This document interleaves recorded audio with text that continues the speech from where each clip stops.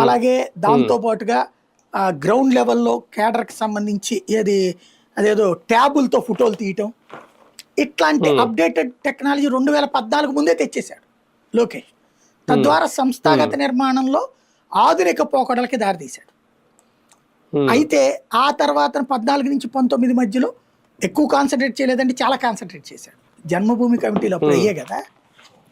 But జన్మభూమి కమిటీల కింద పదవులు అంటే ఎమ్మెల్యేతో సంబంధం లేదు, ఎంపీతో సంబంధం లేదు, డైరెక్ట్ అధిష్టానంతో సంబంధాలతో పెట్టుకొచ్చాడు అప్పుడు. అది దెబ్బ కొట్టింది. అంటే పార్టీ అన్ని వ్యూహాలు అన్ని వేళలా ఫలించవు, అది దెబ్బ కొట్టింది.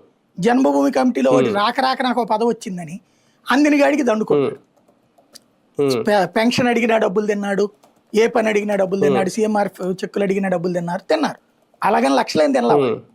కానీ మనకు ఒక 10,000 వస్తున్నప్పుడు అవతలోడికి 1000 ఇచ్చినప్పుడు 10,000 వచ్చిన దానికంటే కూడా 1000 ఇచ్చిందే గుర్తుంటుంది. 10,000 ఫ్రీగా వచ్చిన దానికంటే కూడా 1000 ఇచ్చిందే గుర్తుంటుంది. ఆ కరప్షన్ ఇంపాక్ట్ అక్కడ లోకేష్ని, తెలుగుదేశాన్ని కూడా దెబ్బతీసింది.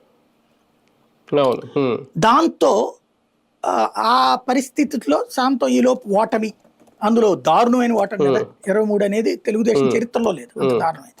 ఒకప్పుడు కాంగ్రెస్కి వచ్చింది ఉమ్మడిగా ఉన్న రోజుల్లో 26 సీట్లతో. పీజేఆర్ అప్పుడు ప్రతిపక్ష నాయకుడు హోదా కూడా రాలేదు.